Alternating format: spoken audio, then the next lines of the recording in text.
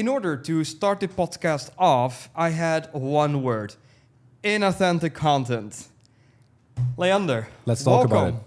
Let's talk about it. I think you're very inauthentic, man, honestly. Yeah? Starting this off, I can already feel you're inauthentic. Yeah, it's Yeah, all so- AI cloned Yeah, these it's days. all AI slop. It's all Yeah. AI slop. So Repeated I'd say we have to cloud talk a little bit scripts. about branded, talk a little bit about authenticity. Yeah, And I think that's going to be the topic for this podcast. I think so too. I think it's going to be the majority of the things we're going to talk about. We were discussing on how to do this intro. We're like, you just say the word inauthentic content and we're going to get clicks. So let's start off with that. Of course, Leander, you've been here before. We talked before about, of course, the branded channels. Mhm. You have some amazing case studies also behind you. Can you share a couple of the clients that you've worked with, just for the audience to understand what you sort of do? I don't want to be here all day, but of course, we've built Out of Bounds to 95 subscribers. We've built Agent Flappy, which happened actually this year after the podcast. I've worked with massive media companies like Underknown, who are running What If with 9 million subscribers, Aperture, How to Survive, etc. Yeah. I'm actually building a media company myself right now with an ex-Vice journalist, and we're setting that up this year as well. First channel, Park Vibes, is doing decently well. And we've set up multiple branded channels, monetized them, and I don't want to sit there all day, so let's talk about it. Perfect, awesome. So first thing first, inauthentic content. What does it mean to you? What are the biggest issues you've seen? Of course, regarding AI slop, but I have another video on my channel breaking this all down as well. Mhm. But what is your opinion about this? And what do you think is inauthentic content? What isn't inauthentic content? And where do you see opportunities for the future? Well, the thing is, like, my opinion on authentic content doesn't really matter if YouTube has their own opinion on it, right? And I think what they said in their rules when it comes to this new inauthentic content policy is that basically it can't be like templatized sort of content, and there needs to be human input into it. Like, you need to be able to show that a human has worked on it. So that is still very vague. I'd say it's not like a specific guideline you can follow there, but I always like to play it safe, right? So whenever I make videos and there's the word shit in there or ass, I like to censor it because I don't want to get demonetized for bullshit, right? So I'm never the person who's going to be in that gray area and who's going to try to write the line as closely as possible. So I'd say if you want to be completely safe, just make sure that you show authenticity by having personal opinions, by showing comedy, by, for example, just showing some personality in your content, by making sure that every single scene is different, that there's different animations, that there's a different editing style, that you can't be caught on just having a template on every single video, right? And sure, there is no line there on what could be a template and what couldn't be, right? But if there is vagueness there, why not play it completely safe, right? And that's why I love branded, because we always like to play it as safe as possible so that we don't get terminated or demonetized or whatever. Yeah, no, I completely agree as well. I also like the last word very much. And the last word that they mention in the demonetization events of inauthentic content is educational value. Exactly, yeah. And you can still use AI. Let me just be that very upfront about it. It's not like AI is banned. That's what all the major articles say. But it's very well said. It's templated content that can be repeated without substantial change. So if it's like the mountain man visited his 3 wives, and instead of the mountain man, you make it the water man, and then you make it the barn man, and then you make it the bar man, and then nothing really changes of that whole entire video besides one single word which changes in the title. And yes, it works. It's based, everyone does it because it's based on the 80-20 rule. You know, 80% of the content should be based on the top 20% of your videos and then repeated but made differently. So it made sense people did this, and it was a lot of money.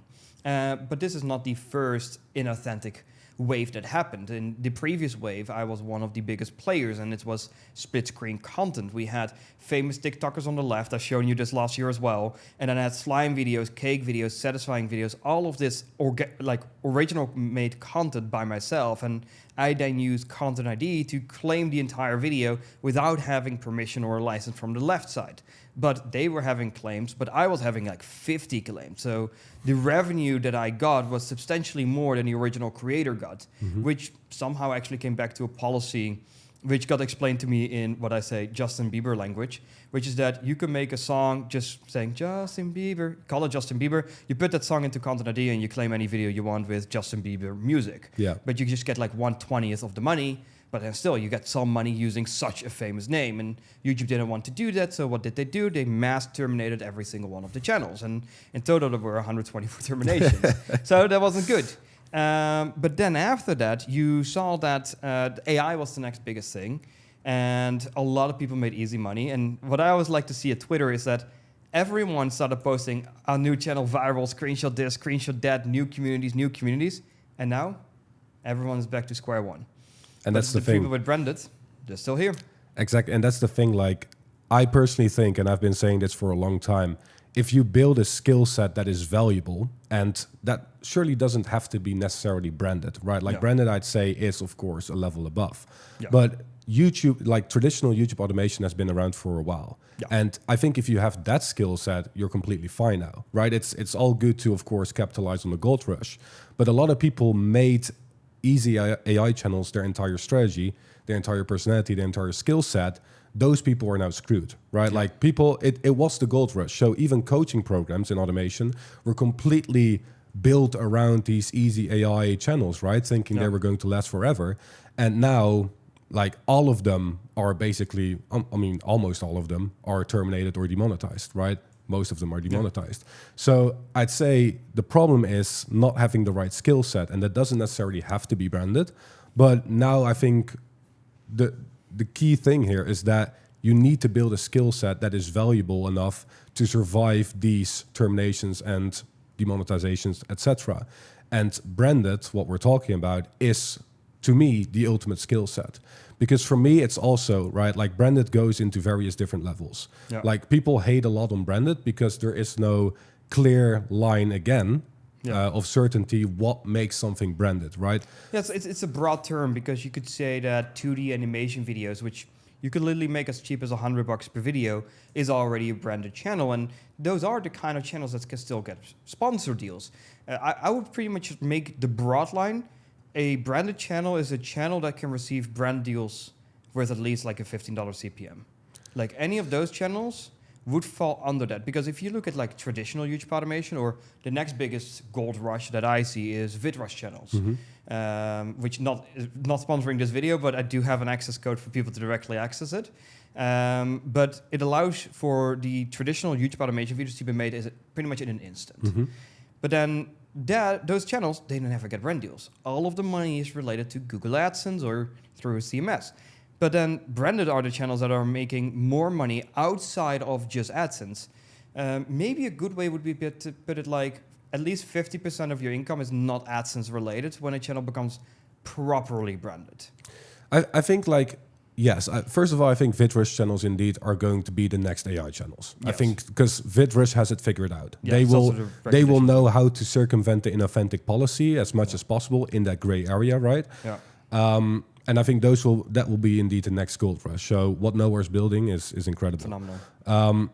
But branded, like I agree, but I think what you're saying is an outcome of a branded channel. So I think if you want to make it even broader, because I've explored this definition for months, right? I've discussed it with many people because there is so much vagueness around it, right? I'd say a branded channel is a channel that isn't necessarily reliant on topics, but also has a returning viewer base, right? Like where even if you upload a video that isn't aligned with your niche, for example, or you make an update video, right? You just make a simple update video talking about what's going on. If that can still get like 50K views, 100K views, you know that people are returning for you and the person behind the channel rather than the topics you are just uploading. So if you want to make it as broad as possible, I'd say that is the true definition. And then an outcome of that is, of course, that you will get brand deals and that your brand deals will naturally outperform your AdSense, right? So I'd say, indeed, like it has various definitions and outcomes and sort of things you need to do in order to become branded.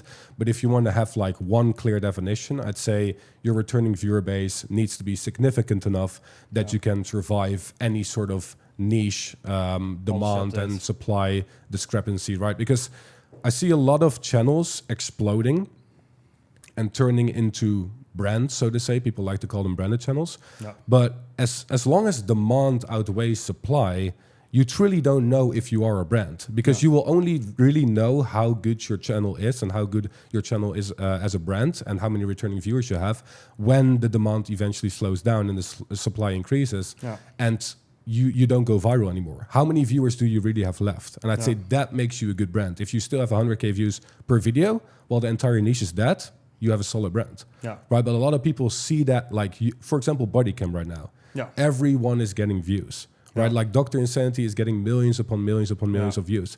I'm curious, right? Like, what are those top channels going to do once this demand slows down? I'm not sure if it ever will, but will Dr. Insanity still have 1 million views per video, right? Or is there not enough brand value there? Because in its core, it's just bodycam clips, well edited, of course, but there's no personality to the videos. There's no other reason to watch rather than the bodycam clips. So what will happen if bodycam clips ever fizzle out in popularity? Will that survive? Now, of course, bodycam clips, they keep coming. America's going to shit, so it's probably never going to die down. Another shooting is another video. Exactly. So I think this is just like the best niche of all time. Yeah, it's very evergreen. But it's an example, right? Like, I think, indeed, you are only as good as your view floor in a market where the supply has overtaken demand. Yeah, quickly explain view floor.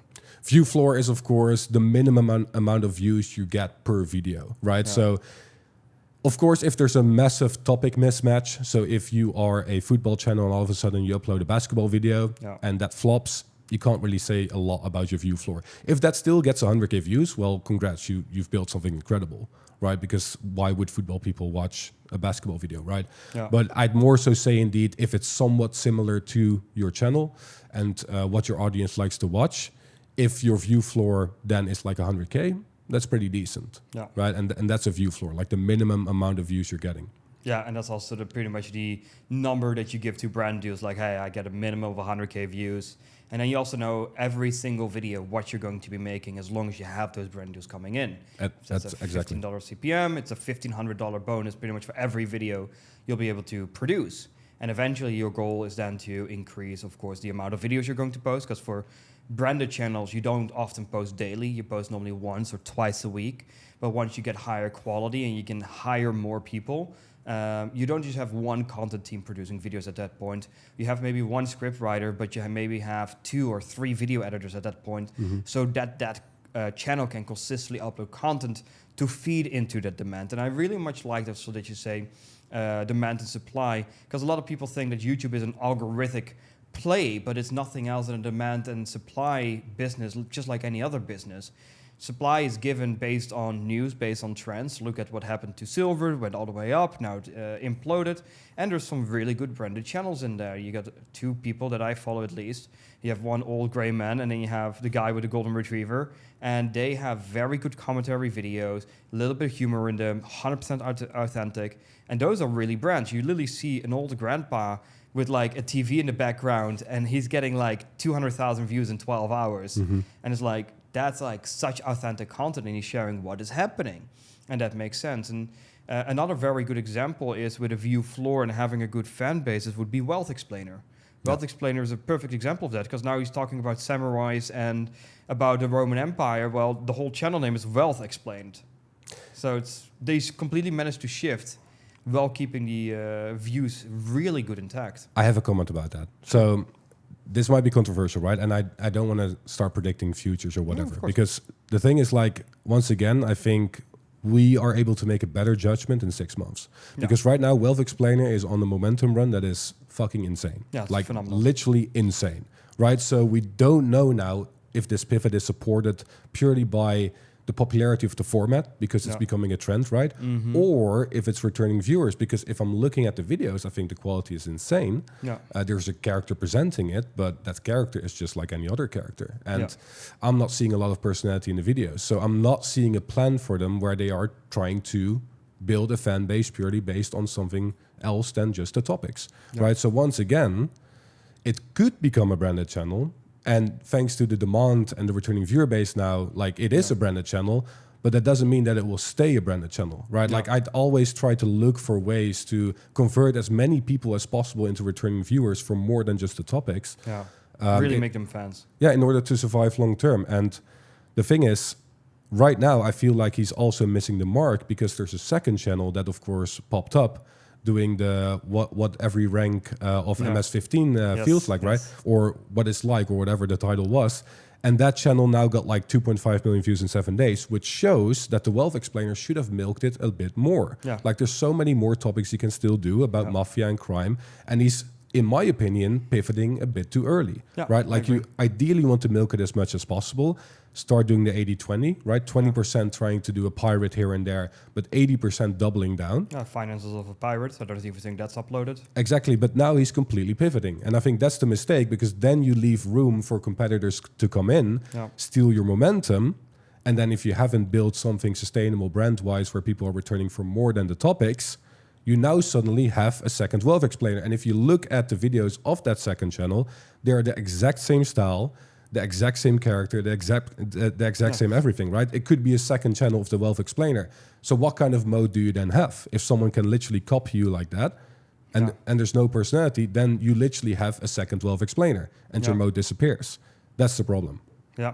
I completely agree with that. And probably the thing that he had to do is continue with the Wealth Explainer, but with the second channel, do collab posts with the main channel. Yeah. Because that's now But the new is that his function second channel then?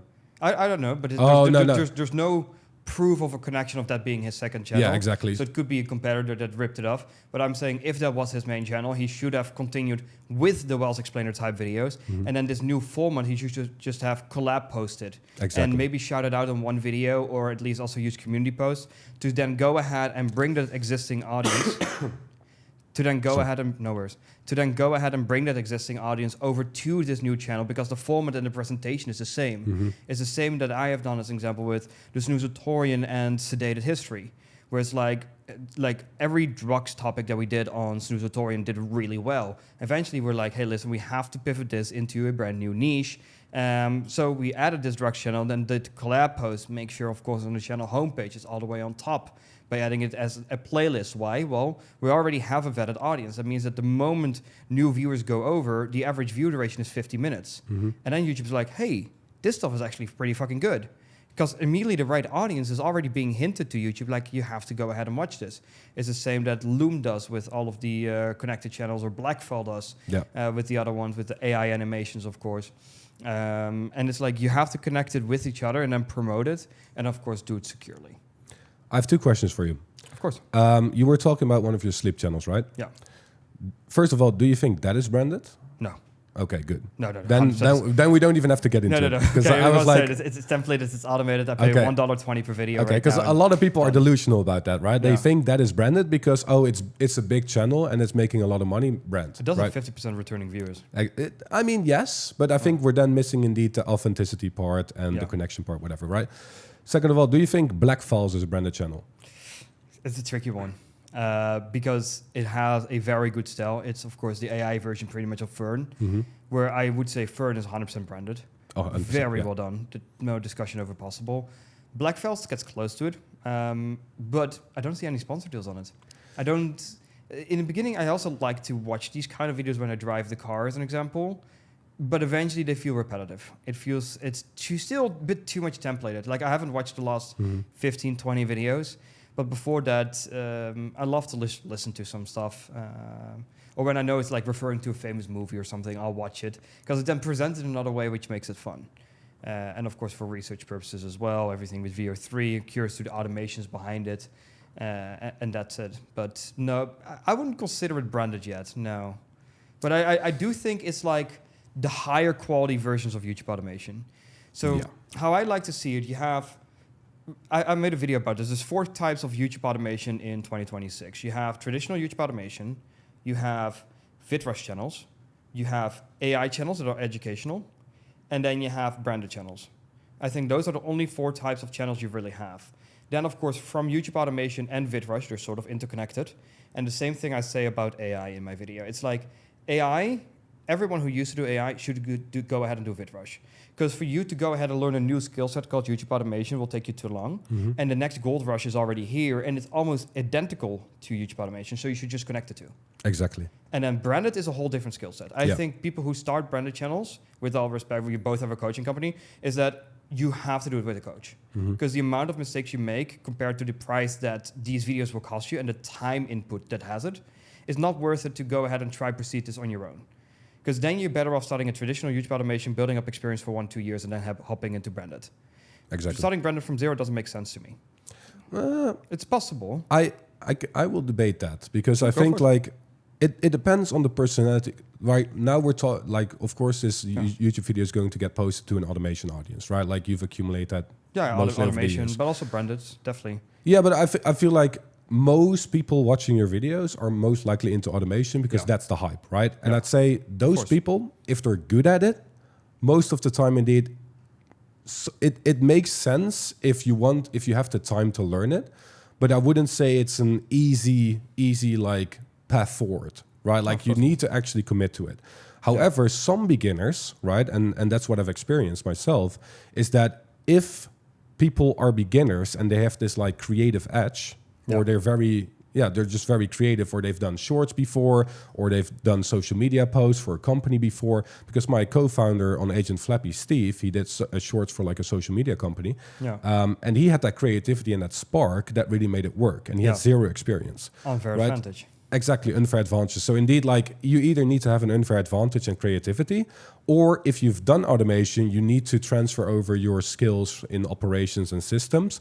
But also put in a lot of work, because what I'm seeing with a lot of automation people that try branded is that they're not spending the time necessary on quality control. They have such a mindset of just get it out that they're missing that extra like quality control, that feeling that makes a video authentic and real and have that extra edge, right? So, and that's a skill to learn. It's not something you were born with. Like anyone can learn it. But yeah, I personally think, just to get onto the Blackfiles thing, I don't think it's branded at all. It could become branded, but with Fern, right? Fern, first of all, had the best gap ever. So they were a first mover. I mean, not really a first mover, but they were known for the 3D style. There were other channels doing it, but Fern indirectly got linked to 3D amazing high quality videos. You know how insane it is to have your brand be linked to an entire video style and saying that you are the king of it, right? Like same as SecD Films. Exactly, same as SecD Films, yeah. So Fern had that, but Fern has no mode if it's just 3D, especially if AI comes in, right? So what is Fern doing right now? They're sending human journalists into the field and making sure that the research is perfect, right? Because Blackfiles is not going to go that extra mile to send people into the field or make sure the research is perfect. I'm sure like they have good processes, but I don't think they have it like that. So for Blackfiles, you're watching it purely because they are topics that Fern haven't covered yet. And it's a style that is super popular right now. But if 3D suddenly gets oversupplied or the trend dies down, then what are you watching Blackfiles for? If everyone does the topics, if everyone can nail the style, then what else are you going to watch Blackfiles for? That's all ideation. Yeah, probably nothing. And for Fern, it's like, well, at least if I watch a Fern video, I know it's going to be the best out there on the topic. And I might see my favorite reporter going to the location and actually getting extra footage that I wouldn't see somewhere else. Switches up the scenes a bit. Exactly. Because what I said with Blackfiles as an example is eventually it becomes, you've watched 20 videos, but you won't watch 50. Exactly. But from Fern, you can watch 50 videos and still look forward to the next one. Exactly. And I feel that's the switch there, where it's like branded or not branded. And also you clearly see it with the amount of brand deals that Fern gets and then Blackfiles gets none. Or at least not that I'm familiar with. Maybe in the last videos they have, but nothing that I know of. And the same thing, which is interesting with, there's this one girl that recently popped up in my feed. I don't know her name. Maybe the editor can go ahead and research this one. But there's a girl who used to work for also a large-size YouTube company and then got into being a lawyer and is now helping and assisting people in building access. Oh, it's Tiffany something. I think so, I've watched her video on the $100 million exit, I think I watched exactly that one as well. That was a good video. I found it very interesting. It was one of the first videos in a long time where I was like, someone talks about something interesting that I like. I know Robert Blake recently tweeted as well, like, there's so much videos on YouTube, you can never be done watching videos on YouTube. And I completely disagree with that statement, because when I click on YouTube, there's almost never something I actually find interesting enough to watch. And otherwise it's binge watching, and actually it's dashcam videos when I'm having lunch at home, because it's like 40 minutes, it's nice for lunch. I liked it, a little bit of drama, a little bit of cursing, and then poof, done, and then done with food, done with the video, or there's like 6 minutes left, and I watch it, and I go back to work. That's it. But for her video, I found it very interesting, and for exit value, these police dashcam channels are actually worth a lot. I know one of the largest police dashcam channels, and I know the offer they got, and it's phenomenal. Jelly Smack, of course, is one of the big buyers of all of these channels, and you got a lot of VC money now also heading into YouTube, but also YouTube tools. You see that happening with vidIQ, you see it happening with VidRush, where people are buying equity portions of these companies. And you just see this trend growing towards building stuff that is or exitable. I don't know if that's a word or just make it up. And it's the same reason, as an example, why Jake Paul got so rich. And you see this whole trend, but eventually you want to be able to build a media company that you can also exit. And with YouTube automation, I truly believe that YouTube automation is the best business model to live a life that is worth living. To make $30,000 a month and just be like, I'm good. I believe YouTube automation is the best one in the world for that. But then secondly, if you want to get rich, you should build IP. You should build a brand. A great example is from S-Connect. It's a Vietnamese company, and they have Wolfu. And Wolfu looks very much, that's why they also have two law cases, one in the UK and one was actually in Russia, which is about, it represents Peppa Pig a lot. So then it's like, but their IP is worth tens, if not hundreds of millions, because it's every language, it's every brand, every kid knows it. Same with Cocomelon. Look at how much those channels are worth. So you want to build something that not everyone can just replicate.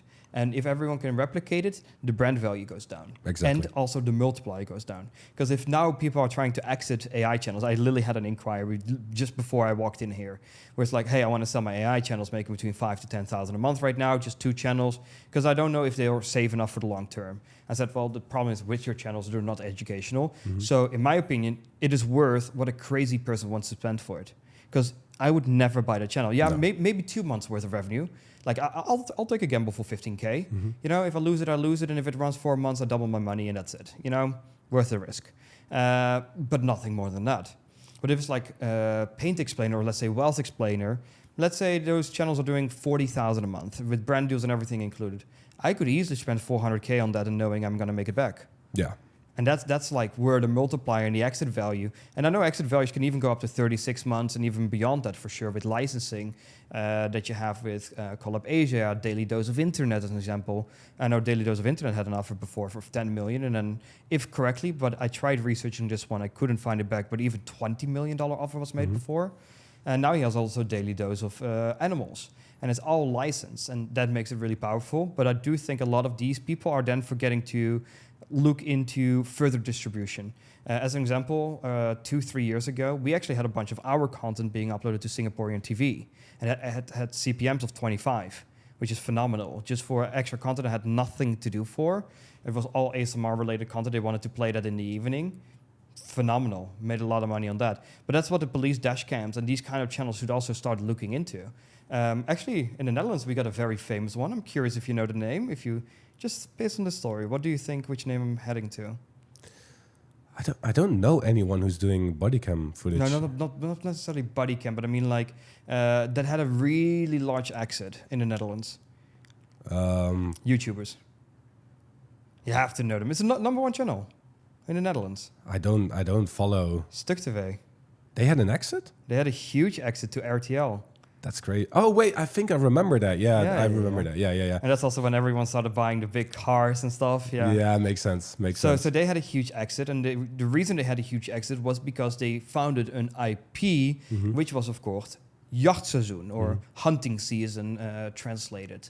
And because of that concept, they can now roll it out anywhere in the world, and that's the reason John van der Mol bought it. Exactly. And that's, of course, a media company. And I think the problem with the guy who's trying to sell his channel said to you, right? He said it himself. I don't think there's long-term potential, so I want to sell it. But if you're already saying that, then you're not going to find a seller because like they're thinking the same thing. And indeed, you could trick some people, right? And it's the same with sponsorships, right? I think sponsorship companies are getting smarter. They're realizing they're not getting their money's worth with most of these faceless channels. 100%. But some of them still have such massive budgets and they're working with agencies and it's like automatic processes that you can still get some deals here and there. But people are getting smarter. Investors are getting smarter. Companies are getting smarter. I think like at one point, like sponsorship companies will only sponsor people where they can either get significant extra brand value and reputation from linking themselves with that person, which you can't do with faceless automation slop. Or where they can get good conversions, so the audience actually aligns perfectly with the product, right? It will probably take some time because these bureaucratic companies will take a long time before they even realize they could make more money, right? But it's the same for investors. Like we're now also looking at acquisitions for the media company. And I get a channel that's doing 20K per month, right? With the why it sucks to be format.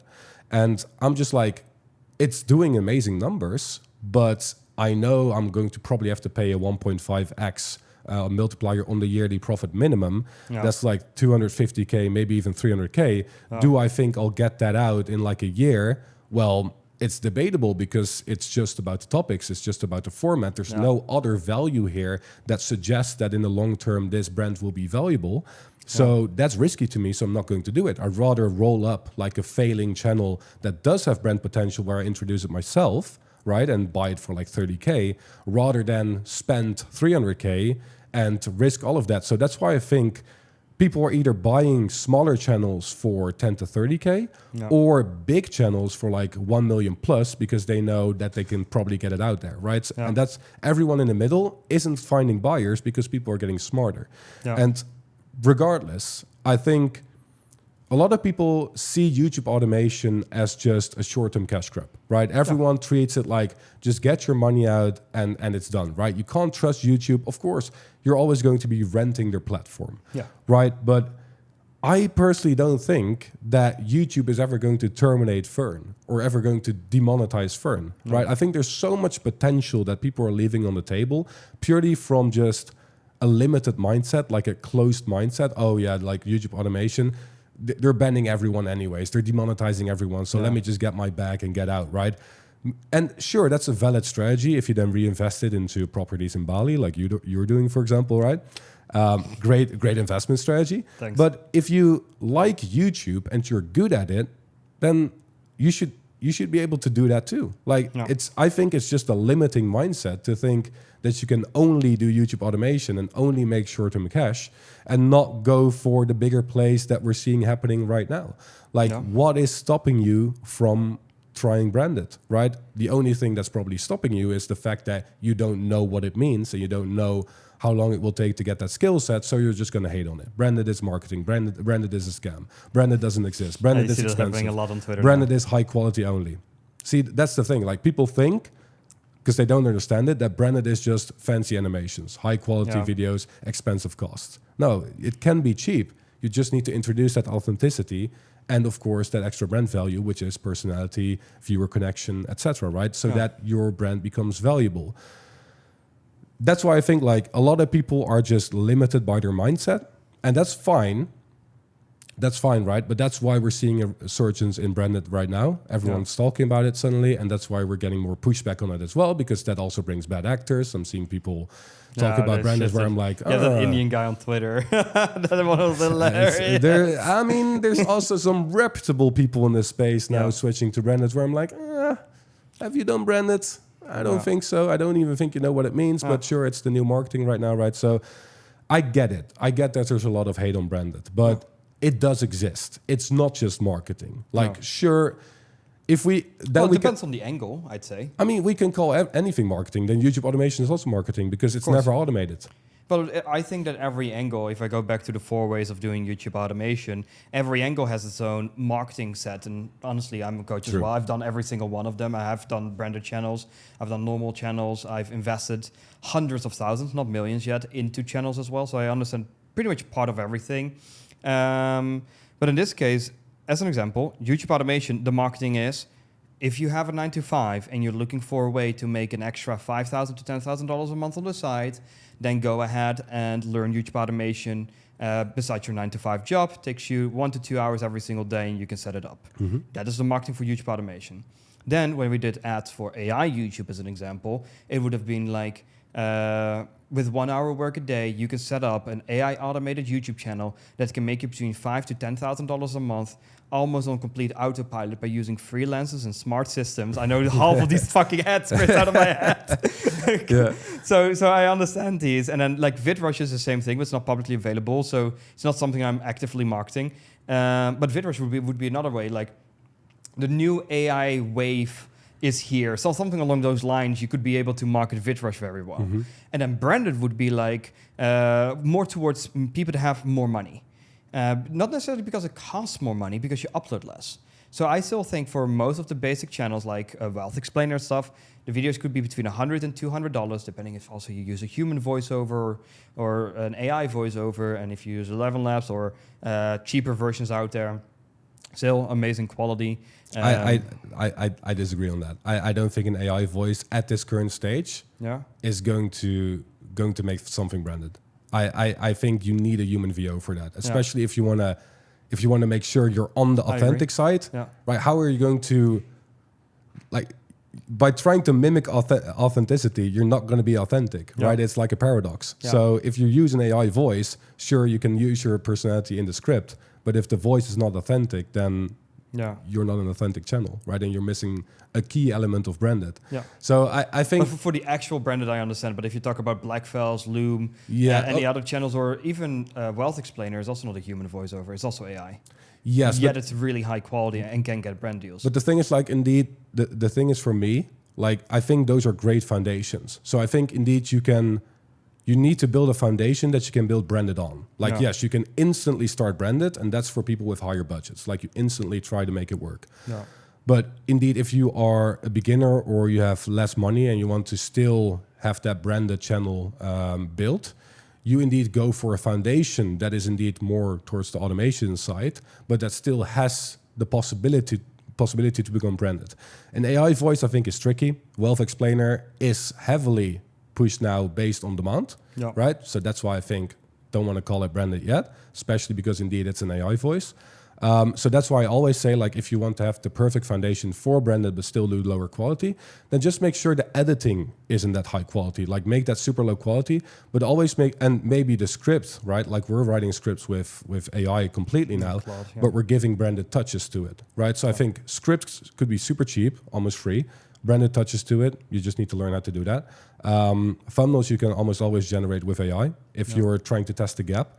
Voice should just be like a general voiceover from a human, but those are so cheap, like $30, $40. Why would you cheap out on a voiceover, right? Like, the main bottleneck for most people is video editing. And that's currently still being solved. But a voiceover is $30, $40. Why would you use 11 Labs? I just don't understand it. Maybe because indeed, like, you're not relying on someone, but it's not worth the $30 decrease in cost for me, right?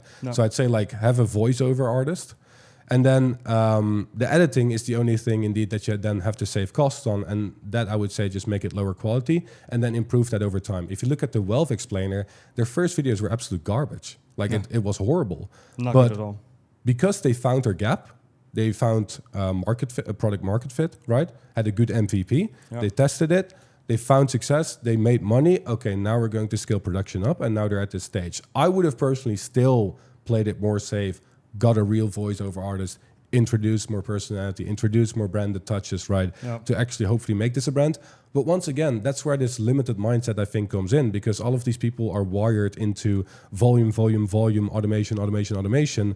And the natural outcome of volume is also that you're going to have to templatize stuff, right? Because if you want to hit certain volume, you need templates ready in order to hit those deadlines. And what happens with templates? Inauthentic content policy. Then you're getting towards that side again, which is risky. So I'd say, unless it's educational, which then is debatable as well. That's the problem with YouTube. It's very vague policies. Exactly. There's not a direct answer like, hey, we don't want this anymore. It seems that this authentic wave that happened now, because previously it just used to call spam and misleading content. And now it's called inauthentic content. And it's just any AI story which is not based on actual facts and is just fantasy. If it's that kind of content, you're screwed. But True. if it's like about the pirates or about people build wealth or the mafia stuff, unique videos, yet it's templates made with templates, will still be fine. Yeah, I There think won't so. be issues with I that. think with so too. monetization. But once again, it's from like an extreme perspective, right? Yeah, I want of to be course. completely safe. Yeah, So that's the thing. Like, I think the wealth explainer will be fine. And even I think a great example of this is the paint explainer, AI voice, terrible quality, whatever, right? And they're doing incredibly fine.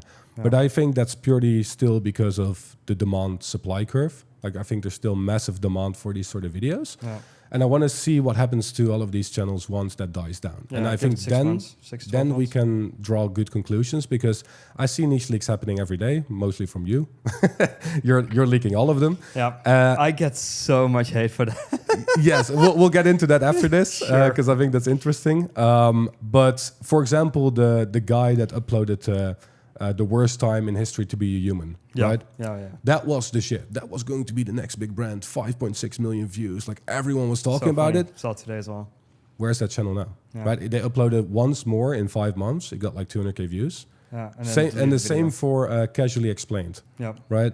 They did the Great Depression explained in 12 minutes or something. 2 million, 3 million views. Was going to be the next big brand. Amazing quality.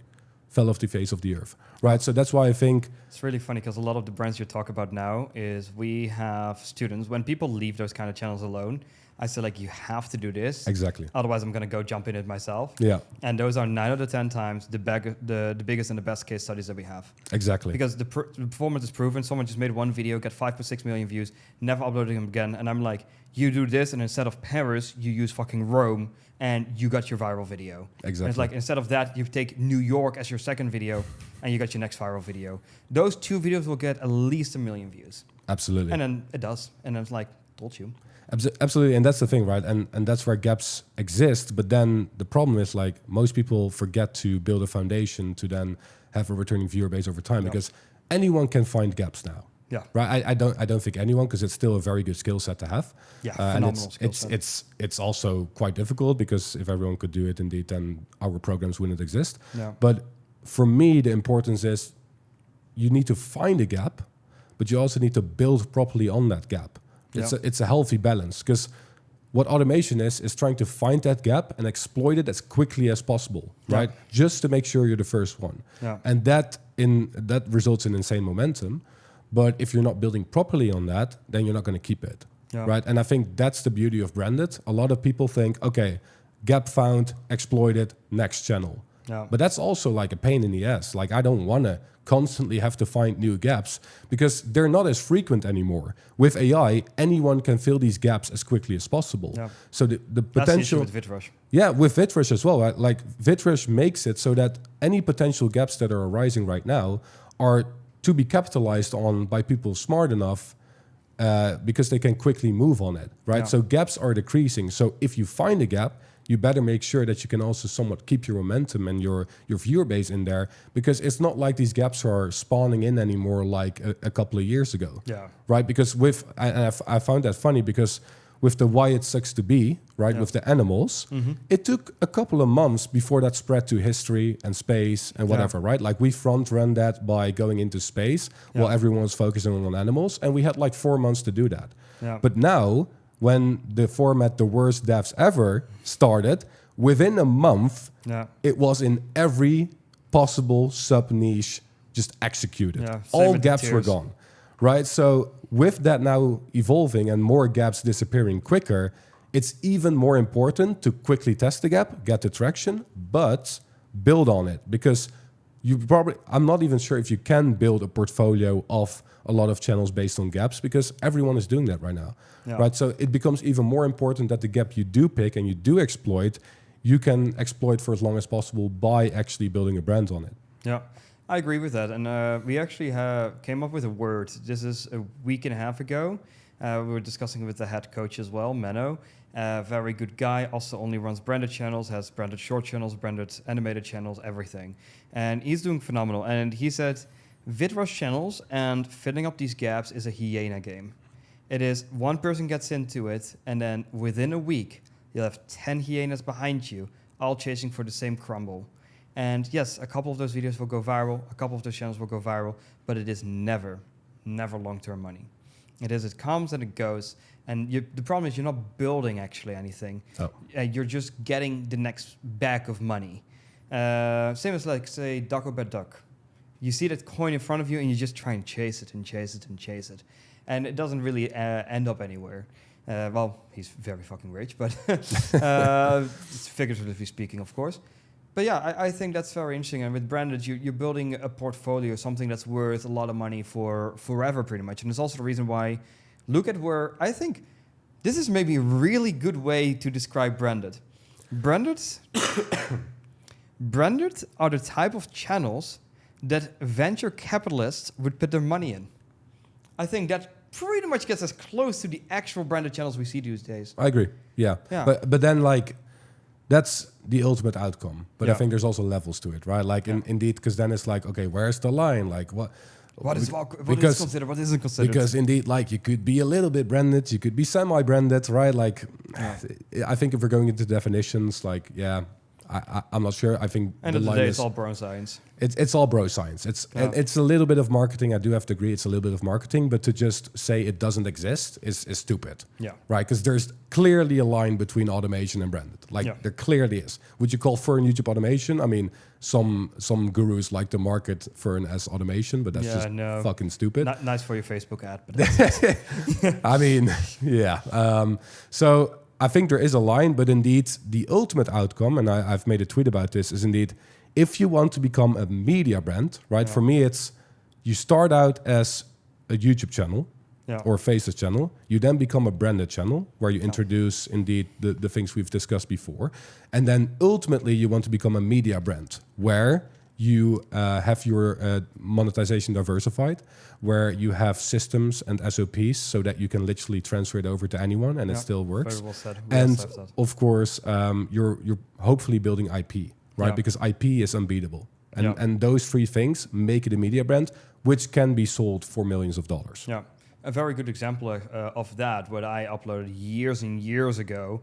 This is 2013, 13 years ago. People are awesome, or funny homemade videos. Mm-hmm. Those are actually proper media brands. Yeah. Same with Daily Dose of Internet. That is an IP. You could make a whole TV show about Daily Dose of Internet. That could literally be its own TV program, and then makes it worth a lot more money. A quick question for you: was there like a host on those videos you had, or no? Which videos? The people were awesome that you uploaded. No, I uploaded compilation videos, but that channel got taken down in 2016. Okay. Not because of the content I uploaded. It got taken down because I had permission for these clips, but I got taken down because People Are Awesome is a registered IP in the United States, and it was taken down for use of IP name. Damn. So technically speaking, it's the same if Coca-Cola wants to remove a negative video and you have Coca-Cola in the title, they say you don't have permission to use our name in your title, and they can just take it down because it's their IP. So that's the first time ever I had an IP copyright strike getting taken down, and that was because of People Are Awesome, because it was back then I uploaded best of GoPro compilations, People Are Awesome, because people search for People Are Awesome, so I used that in the titles, and once again 10 years ago. But that explained like why it got so many views, and that was one of my first channels that made really good money. It was doing $700-800 a day, with just these compilation videos, and this also when the RPMs were lower. So that was phenomenal. But then you realize that IP is the build. But yeah, if I'm 16 and I'm making money, I had no fucking idea what I was doing. I could give like an entire analysis here on what you could have done better, right? But you were 16, you were making money. 16, but the thing is, indeed, like I do think it shows something beautiful. Like, yes, that's a good entry point, and most people are then blinded by the success, right? Like, oh, it's doing amazingly well. Like, I'm good. All I have to do is scale, more volume, do this, do that. They're not thinking about indeed expanding it into IP, media brand, whatever. Because, for example, I think what's beautiful about Daily Dose of Internet is that sure, it's clips and he has it licensed, right? So he has the IP, right? He has the rights for it and for the name as well, of course.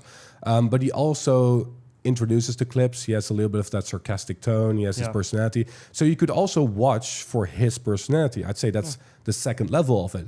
But what is stopping anyone from looking at traditional media like ridiculousness and having a whole panel of people reacting to this shit, right?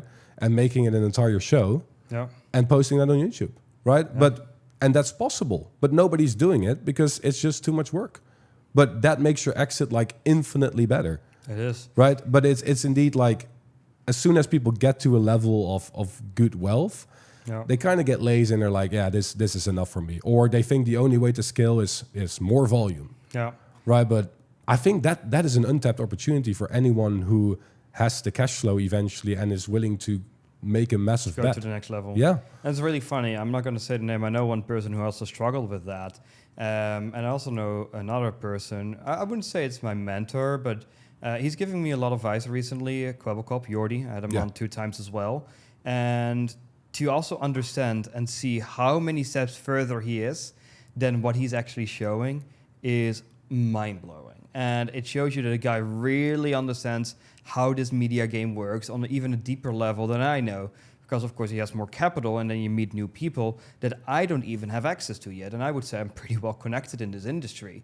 But then it's like, you understand the branding part, you understand IP, and eventually you want to build something that has this massive scale, and you want to unlock these new tools, such as a YouTube CMS, or being able to upload your videos to MSN, to Amazon videos. There's still so many different ways to make money. And a lot of these branded channels have no idea this even exists. They can exploit their content way further, or even turning it into Snapchat shows. Now that no longer really exists. But like I said earlier as well, like Singaporean TV, that also closed down. But as an example, I can call a platform called Voom. Have you ever heard of that? Not necessarily, I think, no. It's very famous in Thailand and Japan. Oh, you've talked about it last podcast, I think. I think so. Yeah. But in total, we look back at it, we've made over €250,000 It's crazy. just from this shorts platform. I don't make a single dime from Instagram or TikTok, but I make that much money from a Voom platform. We have like 85 pages on it. We don't even do further distribution. They changed their monetization rules. But in the beginning, we did, and it makes them so much money. And people never heard about it. No. So still, by building IP, you have this whole extra catalog that you can use. And it's also the reason, like, we have a team that buys a lot of funny video clips. We license that to Daily Dose of Internet and to these other people, but yet we can use that in every single platform, in every single TV scenario. So the clip becomes worth more just from the moment we buy it based on IP. Exactly. And that also creates a lot of scalability. And I think a lot of people are overlooking those opportunities. But once again, I would say for everyone who starts, do YouTube automation and then run into branded channels, that's my honest suggestion for everyone. Branded channels are amazing. And it's also really funny you said, like, you have to actually hire a voiceover artist. I agree as well. Mm-hmm. When you do branded, you have to do that. And a lot of these 2D animation channels are not doing that. And I think if there's going to be a gap where there's going to be a couple of people that are going to introduce stuff in this niche, create really good personalities, and those are going to be the next Fern, Hoog. What is the other channel in that branch? Neo. Yeah. That's going to be the next jump in views that people are going to get, and it also would be my suggestion to people such as Loom, Blackfiles, to start implementing that kind of section as well, either using B-roll clips or actually having someone shoot clips, because that would it wouldn't 10x their revenue. That's not going to happen because their views are amazing, but it would make the content be a lot more valuable, where the IP becomes worth so much more than that extra money you're spending on it. Exactly. I'm sure when you say it's a $40 voiceover, what the fuck are we talking about? Yeah. Even if you do that for 15 videos a month, it's $600 in costs. Your channel makes $20K on AdSense alone, so who cares? But that immediately would make the brand maybe not worth, I'm just talking numbers, I don't know that out of my head, but let's say it's worth 10x, or let's say 15 months worth of the money, it's $20,000 a month, 300,000. That would make that brand go from 300,000 maybe to 500, 600, 700,000 worth in exit value. Why? Because now it's something that people can't easily replicate anymore, because you have the B-roll content, because you have a human presenter there, and that makes the entire flow pretty much perfect. And I think that's the next big step that a lot of these people can go ahead and take. I agree, and that's what I'm currently looking at as well, right? Because of course I've looked into this a lot, and it's my expertise, right? Branded is what I'm known for and what I like to do. But I'm not gonna sit there like I have some massive fucking IP and like I run the world, right? Because I'm not Walt Disney, but I do see the potential. So I have built branded channels, and I'd like to teach people how to do that, and I know how to do that, and I've been successful with it. But I haven't built a media company like that. And that's my goal this year. And I think what you're saying here is spot on, because that's the exact strategy that we're going to do. Because I think people are looking at YouTube like just either personal brands or YouTube automation, right? But what if you combine the two, right? You could still do Faces YouTube by leveraging someone else's personal brand. Of course. But that takes a skill set, right? That takes a new skills you need to learn. Both parties. Yeah, exactly. And the thing is, I'd like to challenge the owner of Blackfiles. I know he exists on X, so he probably maybe watches this. I like to challenge him. Try it out, because I don't think he's going to do that, right? I personally think that yes, we're laying out the game plan here, but still nobody's going to do it. Why? Because limiting mindset, and I think volume and it's all about just the most comfortable, most profit possible. We're not seeing instant results, so it shouldn't matter. Right, and I think it would be beautiful if they do that, and I hope they do it, because I've seen a tweet from him as well that he wants to surpass Fern, but I don't think he can surpass Fern without having that strategy. And that means that you're going to take a temporary hit in the short run, but if you want to really surpass them in the long run, you're going to have to deploy this strategy. But will that be worth it for you?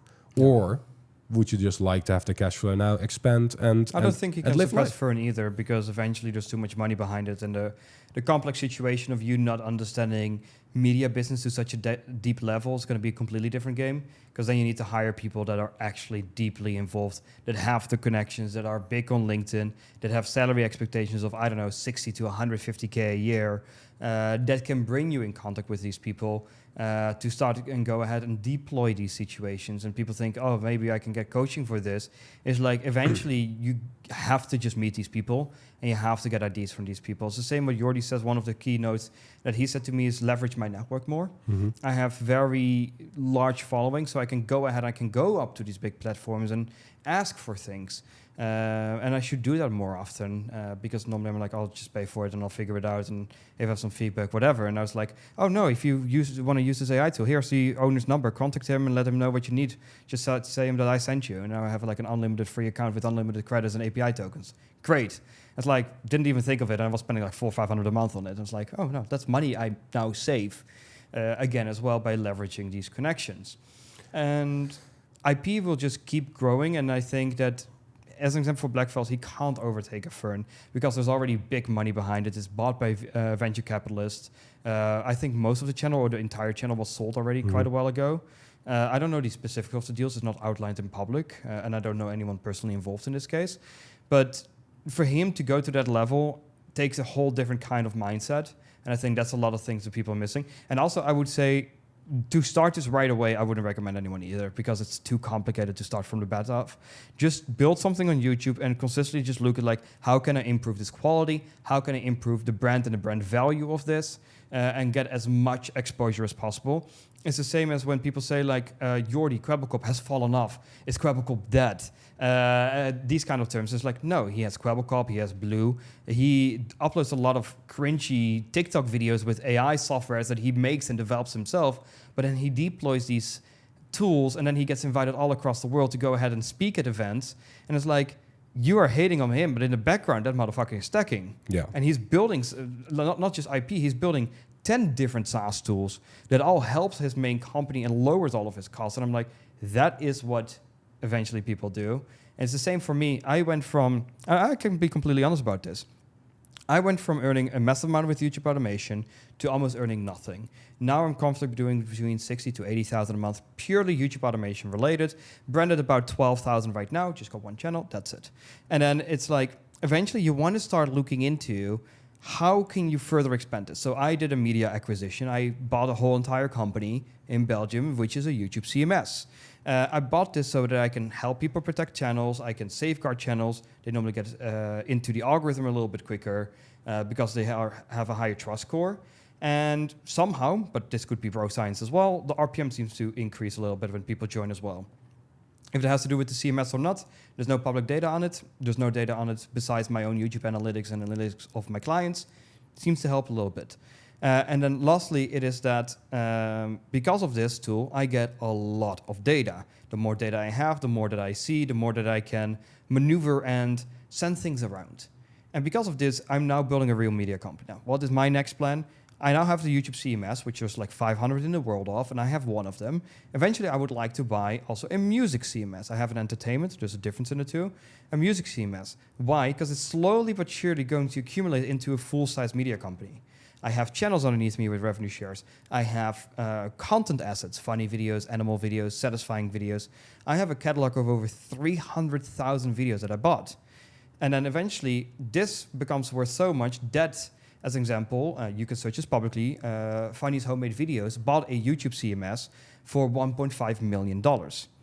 And then it's like, let's say that they have maybe 100 million in the bank account. And then a smaller player comes up and is like, we have like 10,000 funny videos. We have these animal videos. This is our dashboard. We have a custom AI integration with platforms, all SOPs built. And we have like this entire comprehensive catalog, which you can also use it for AI training, because that was a lot of requests we got for. Very bad. I didn't have AI training enabled in my contracts. Otherwise, I would have had like a close to $250,000 deal. But because I didn't have that in all my contracts, because I wasn't busy thinking that my videos could be used for AI training. I didn't have a lawyer go over that again because I didn't have such a high-level person inside of my company. And that mistake now costed me €250,000 or dollars, pretty much. Same thing now anyways. So it's like, you have to build this. And then it's like, you get the assets, you get your own branded channels, you get the CMS tools, and then eventually you get SaaS on top of the pie. And then it's like, now I have something that's worth $30 million. I agree. That is my game plan. And I think that's an amazing game plan. First, to not forget about this, to talk about Blackfiles, I agree with you completely, but I'd like to challenge him. Yeah. Right? Because if he truly wants that, indeed, he needs that mindset shift. But you need to know what you're tackling, right? Like you need to know what type of game you're going to attack. And indeed, if Fern is your next target, know what is backing them, right? I'm not saying it's impossible, because it is possible. But you need to go into founder mode. You can't go into cash flow mode, right? And you need to make sacrifices. That's first of all. So it's going to cost you equity. It's going to cost you. So if you're watching this, I'm rooting for you. Honestly, I hope you're going for it. Second of all, I love your plan. Why? Because it indeed is the road to a media company, but it also perfectly fits your unfair advantage, right? Like you've been working with these CMSs, you've been working with these sort of channels and doing this stuff for a long time. Right, so I think this path to your media company is perfect. Yeah. Now, I'm also going to explain my path, right? Sure, because this year, curious to hear it. I'm of course partnering with the ex-Vice journalist to open many channels like these as well under one company, but all of them will have human channel hosts, right? Because that unlocks so much sponsorship potential that it's insane the rates and consistency you're getting with it. It's honestly insane. And for me, my unfair advantage has always been my ideation, the way I find positioning gaps, branding, etc. Right? Agree. I don't know anything about systems, about I mean, I know a little bit about it, right? But I'm not an expert at it. I'd say you're an expert at systems because you've been doing it for so long and you've ran such a big company and have done so many different sort of things, right? So I then found a partner, and that's why I think a partner is extremely important if you're making a play like this as well. Find someone that adds value to what you're currently doing, because not only has this guy sold a media company for over $100 million before, but he is an ex-journalist and he has connections in that field, right? Yeah. So where I would be as a dumbass looking on Upwork, looking for, can you please stand in front of a camera or, I don't know, go here to record this video for me, and probably not find anyone for a decent price. He knows all of these people that are willing to work with him or work on these channels for a percentage, of course. Yeah. And he has this entire network that we can almost instantly deploy. Yeah. Now, that to me is moat. What you are building is moat. Who the fuck can buy a CMS? Yeah, not a lot of people. And even if they can, building all that stuff under it, that's also a different game, right? Yeah. Who can source people on camera that easily and that are actually good? Almost no one. I couldn't do it. I'm going to be completely honest. Exactly, like maybe Veritasium or something, right? But even then, like I think it's quite difficult to retain these people. Yeah. So that's that. And then he also has another connection to political money. And we're also going to set up a lot of political channels because that is something that a lot of people can't enter. We've seen them entering it in a faceless way, right? I've talked about this with Noah. He's an expert at it. He had like this Speech of Democracy channel that made a shit ton of money, got taken down. Yeah. So a lot of people are now entering it, but it's a risky game. All of them get terminated or demonetized or whatever. It's like a short-term game. But if you enter this with a proper plan, with a proper like license, media company, brand, whatever, right? You can actually stay online with it. I know. I've been telling these people for months. The money that is in politics is still insane, right? And the beautiful thing is, investors are not just seeing it as like, oh, we want equity. No, they just want to get their message out there. Yeah. So they will pay you as well to get their message out there. So it's basically a free sponsorship. And then the Saudis and Israelis.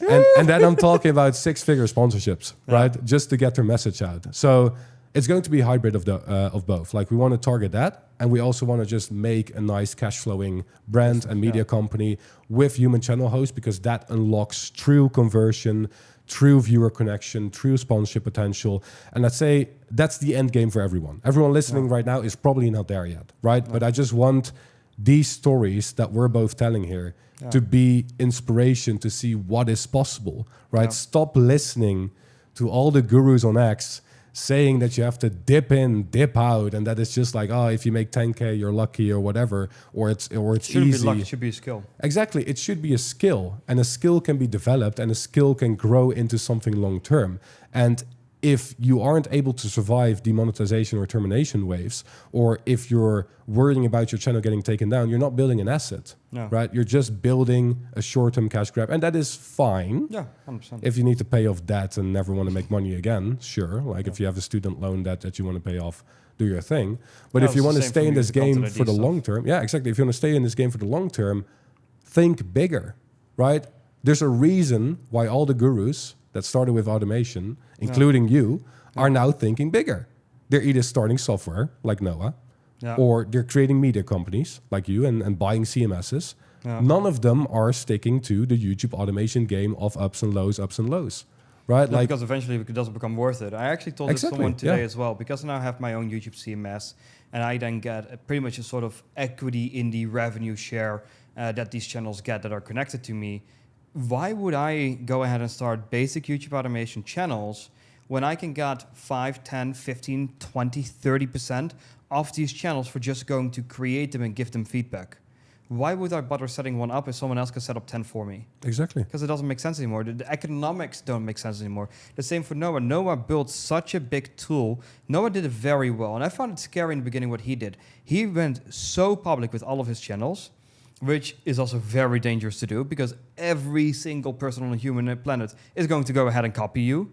So all of the niches he did got over the top saturated, but also with his vidIQ interview that got 1.2 million views and all the other interviews he did, he got so popular, and then everyone had problems finding niches, and that's when NextLeft came out.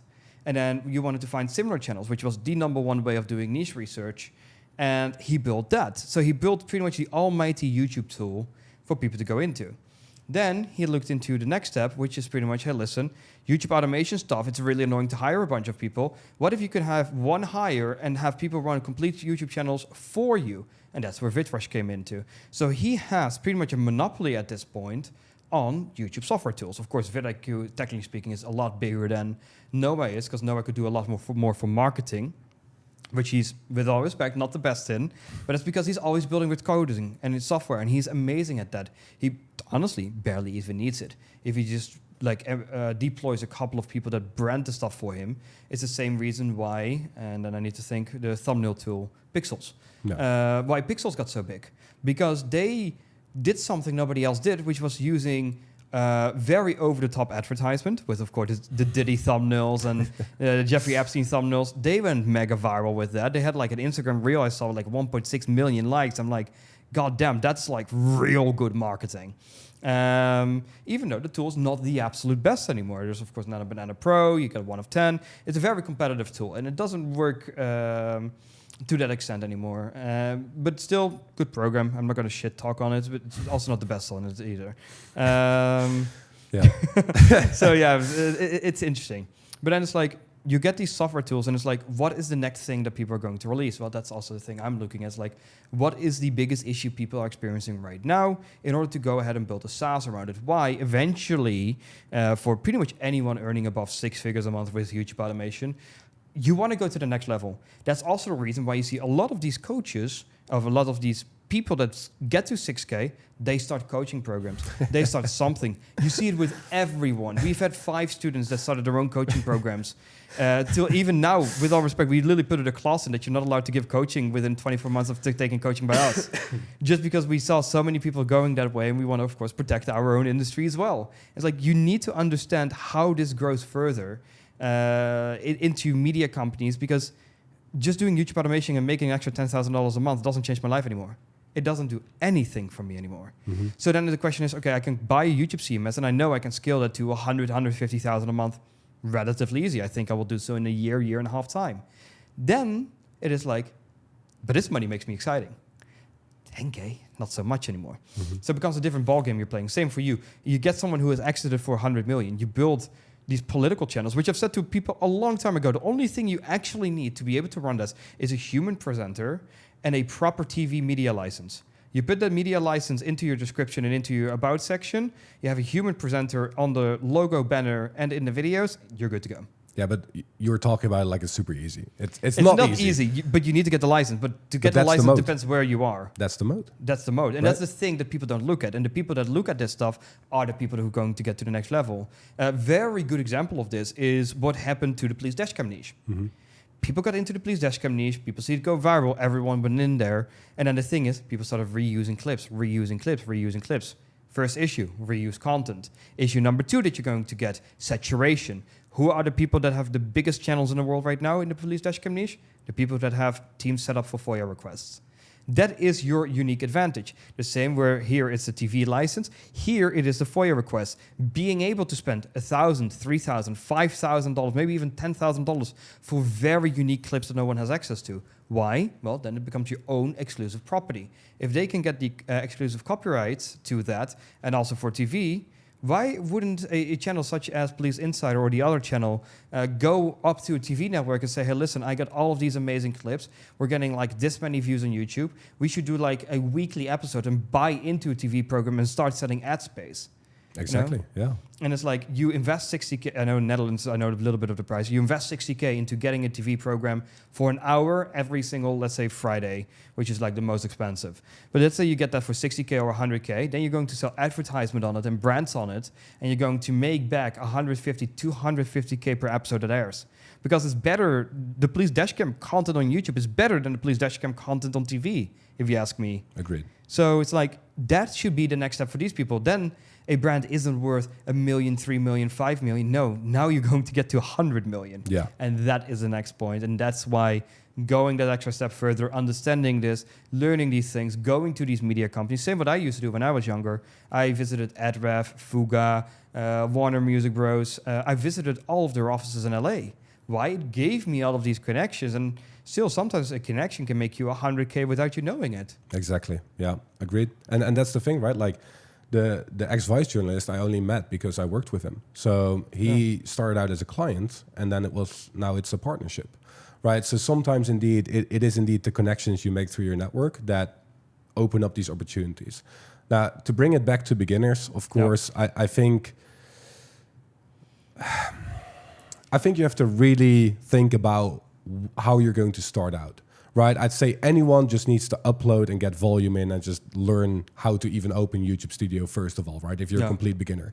But if you have some experience, I personally don't see a world, and that might be biased because of course I'm doing branded coaching, but where you shouldn't just start a faceless channel with a branded foundation in these current market conditions. Yeah. Because what's the point of chasing short-term cash, learning everything there is about trying to circumvent the policies as much as possible in the gray area in order to not get demonetized instantly, right? Then eventually still get demonetized or terminated, and then leaving that niche with a skill set that isn't valuable, right? Why not build properly from the beginning, still leverage, of course, the gaps and the speed and whatever, right? But have a foundation that you can build upon so you can have the best of both worlds. And I think there is hate for branded because people are realizing, oh shit, this might actually be the new way and I don't have this skill set, right? I think it's purely hate from a point of, I don't know what's going on, and I feel my coaching program slowly slipping away because I'm teaching something where people are getting results, but getting terminated or demonetized 2 months later, right? Yep. I see this a lot with other coaching programs as well. But it's also for adaptability. It was also for us. Everyone was dealing with this inauthentic content wave because it was definitely part of something that we taught as well. Because it was the next cash grab. So there's not anything wrong with that. And I said to everyone, hey, listen, give me a week or 2 weeks. I'm going to think about everything that's happening. I'm going to analyze the market. And when I know the answer, I'm going to do an emergency group session. And I'm going to tell you exactly everything that I found from talking to all of the people that I know. And I'll get back to you. I can't just be like, oh, inauthentic content, panic. No, first of all, it would make me look like I panic and this is the first time I ever see something like this. It's not. Mm-hmm. I've been through this rodeo. I understand. I want to analyze what is happening. What are all the channels that I see that are getting demonetized? What are all the channels going to do? What are the rules that YouTube says under the warnings? How can we best implement that? That's why we have AI speaking channels still in our CMS and still under us. But what do? They have an AI video, and then they have a VidRush video. Then they have an AI video, and then they have a VidRush video. Why? The pattern is different. Even the thumbnail pattern is different. And because of this, it makes it look like it's not scripted, not manufactured, even though it's just 2 formats running on the same channel. Then number 3, we added in channel trailers, making sure a personality is sitting in front of a camera and not just your Filipino person or editor that's like sitting like this and like, yeah, welcome to my channel. No, like an actual person, presentable, nice in camera, preferably maybe even in a studio with a prompted script that says like, hey everyone, welcome to Wonder Academy, where we teach you everything you need to know about YouTube automation. We'll cover X, Y, Z, a nice animated video. Then maybe once every 2 weeks or once every month, I'll upload a video of behind the scenes or talking about maybe how I do my research. It's not meant to get views. It's not meant to do anything. It's just meant when Google uses Gemini to go through your videos to show that this is not repeated content, to show there's a difference in this pattern. Because now if you get a random video, let's say you watch videos about mentions. It was a good niche that went viral recently. And you get a video about, let's say, me talking about my top 10 favorite mentions. I'm just saying some bullshit here. But let's say I would just do that. And it's informative, correct, or I'll show a video like, this is how I research the top mentions and how I use AI to make these cool animations. Something still related to the channel. It's not meant to get really views because it's not a branded channel, but it's just something to throw that pattern off. And then YouTube's like, oh, this actually looks like there's a human being behind this process. Okay, and then nothing happens. And that's how you can still secure the bag. And that's what you said. But still, you're going to walk a gray area. This might go wrong. It might not go wrong. You might make 100K. You might make 300K. But is this something you're going to sell? Never. Exactly. And that's the big difference. Here, we're building media. Here, we're building cash flow. Nothing wrong with cash flow. I'd still say to people, get to $30,000 a month. And then ask yourself the question, do you want more stress in your life? Do you want to work 24/7? And do you want to spend all of this energy on it? Or do you want to relax and enjoy your life? That's the question you have to ask at $30,000 a month. Under $30,000 a month, it's just you do you. Above $30,000 a month, you have to ask, do you want this? Yeah. Because your life is going to change from that point on. Same happened to me. If I look back at when I was the happiest as a person, it was me making between $30,000 and $80,000 a month with oddly satisfying videos, which were automated compilation videos that I had with the content that I bought. I was working maybe 10 minutes a day. Eventually, I managed to get it down to 30 seconds a day for making this money. 30 seconds a day. I open my laptop, I see no messages, I close my laptop. Done. Workday done. That was my core foundation eventually when it was like 2018, 2019. I think it's 6 years ago now. So it's like, but that still doesn't build anything. And yet for that channel, I got a huge exit offer. I always say the biggest deal I've ever messed was not selling oddly satisfying videos at its peak. I could sell it for 650K. 2 months later, it got demonetized. So I had an extra 150K, so I lost €500,000 for not selling the channel. But it would also include a lot of the content library that we've built up. And I found that more valuable, hence the reason I didn't sell it. But might have been one of the biggest mistakes. Might have been one of the smartest moves. Who knows? Started the world with what if. Yeah. Good content format. Exactly, yeah. No, yeah, I agree. And I think like the thing is as well, I think it also fits personality types. I've spoken about this a lot on discovery calls with people. I think it also really depends on what type of personality type you have, what you want to go for. Like, I feel like someone who is very, very business oriented and really doesn't care too much about quality control and goes full volume will always like automation a little bit more, I think, than branded. But I've also had people that are like, that have been in automation programs and that hated daily uploading, that hated the systems and the VAs and all that came with it, and said, I would just want to make the best video possible once a week and just spend more time on that video rather than trying to manage all of these processes, right? And for them, they have been more successful with branded quicker. Yeah. So I'd also say it's in the personality types. And I think more than a year ago, I might have posted a video on X about that as well, and I think you quoted that too. And I still think that stands. Like, personality types also play a big role, but 100%. it's also vision, right? Like, some people indeed want the cash flow, just a little bit of cash flow. It also depends on how the business model is being presented. I think that's a really big part of it, because the same happens with dropshipping. Dropshipping became e-commerce. E-commerce became branded products. Then it became high ticket sales. Of course, a Dutch guy that's very good at selling this stuff, Joshua Kaats. You have all of these different programs and all of these different stuff that you can sell, but eventually it's the way it's being positioned. AI was here as a quick money grab, and anything that included AI was something in which people, for their coaching programs, could get sales. And that makes sense. We saw it as well. Our coaching sales went down as well, because AI used to be a big part of how we presented the business model. And now it's like, hey, listen, we want to build high quality brands. What do we see? We sell less programs, but we sell a lot higher ticket programs. Because now it's like, hey, we want to build brands. Hey, you can do 4 months of coaching, but it's probably better for you, based on your personality type, to go for 8 months, because we want to build something branded, something for the long run. And 4 months might be enough, but after we leave, you might start making mistakes and come back and then ruining the channel momentum. So I'd recommend you to go for 8 or maybe even 1 year. And so you see the different in positioning that people are taking with their offers. There's other coaches that very much focus on the gray area and a lot of the politic channels and stuff, because they give amazing case studies. I'm not going to deny that. You know, we've had people literally do over 100,000 in a single month, covering the news of the girl that was playing Elsa, as an example. Jay is his name. 108K in a single month. Could be amazing advertisement, but we know it's super trending. It's a risky niche. He didn't get terminated or anything. Still very trending stuff, but it's like, after the news dies down, you're left with a channel that barely scrapes by. Now you're doing 200 a day and you're getting 100 a day. You're spending 100 a day, you get 200. It's like, it's not financially lucrative. So eventually, when you start building these brands, it just makes it worth so much more money. And of course, the vision. I think that's very good. There's a personality type and there's a vision. Personality types, a lot of people want money fast because they want to see success. Because when people are scared to invest, which a lot of beginners are, they want to see that first euros hit their bank account or first dollars hit their bank account. So you want to offer them in something which they can get faster success, which is YouTube automation, VidRush channels, maybe even AI sleep channels that are educational and just build on value. And then it's like, okay, now you've made this money. It's also how we present it. Make 10K a month here, then use that money and then go brand it. Because then the money spent doesn't matter as much. It's more about speed. It's more about you have the experience. You understand where to hire these people.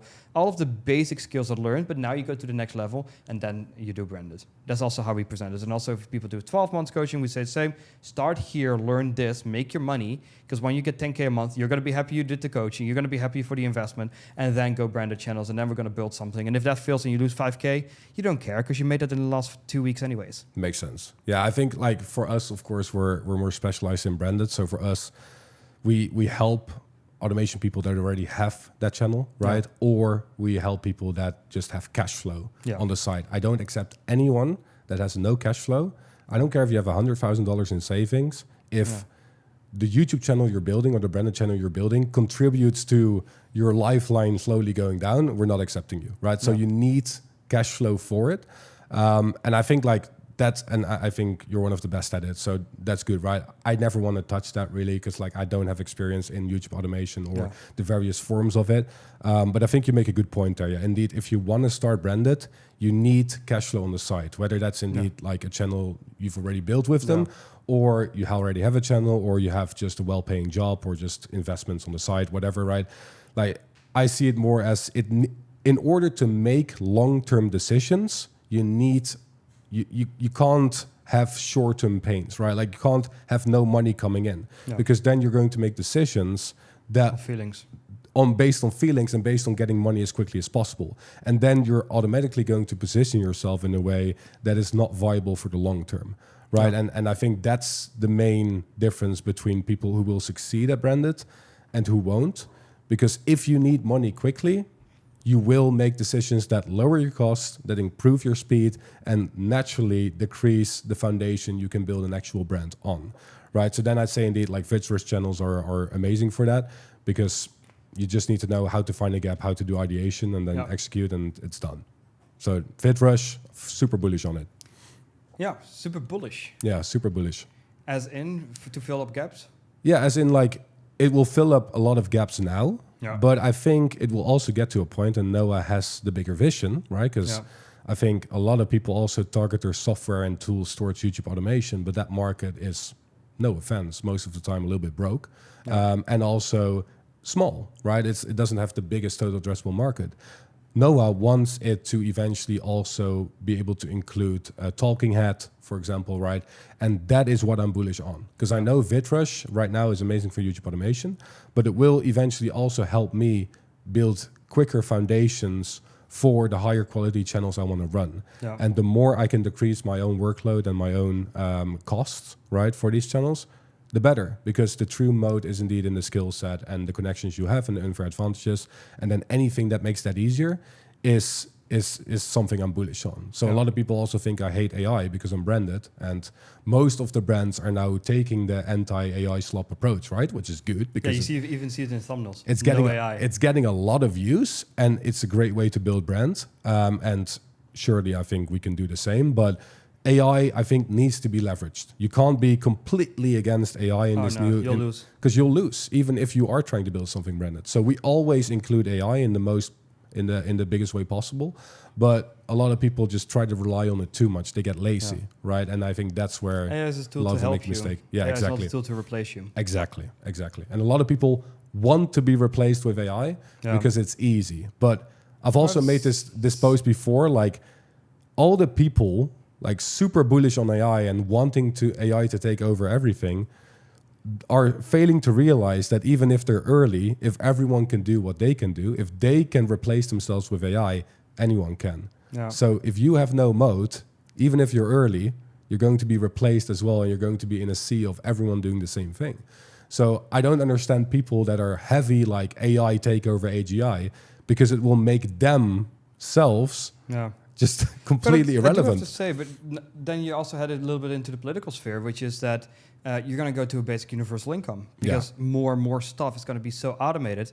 Like I always used to be against it. It's like it's something of the elites, it's something to control us.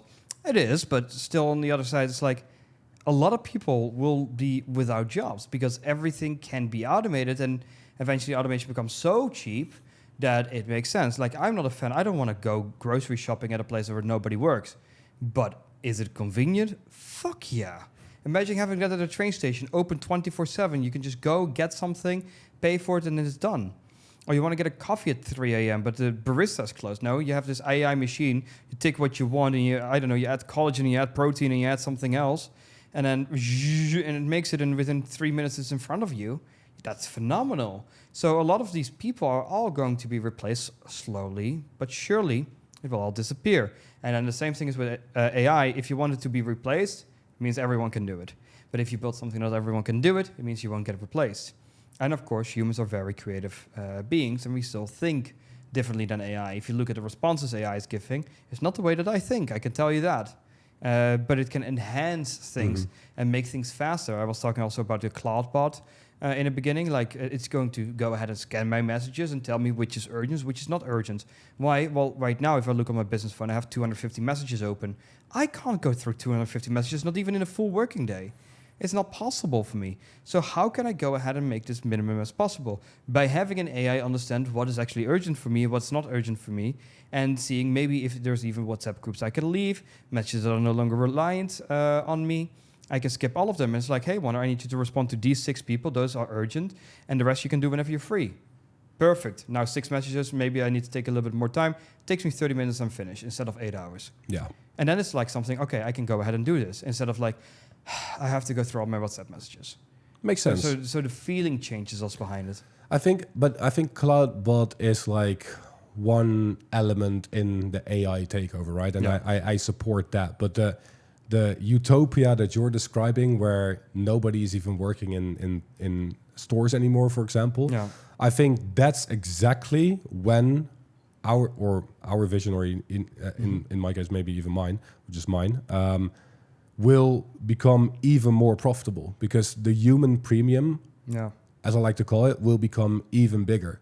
Like if everything is automated and we're all inside and we don't socially interact anymore in coffee shops, for example, right? It's already like on a decline. Like we have the loneliness epidemic, social anxiety, because because of social media, right?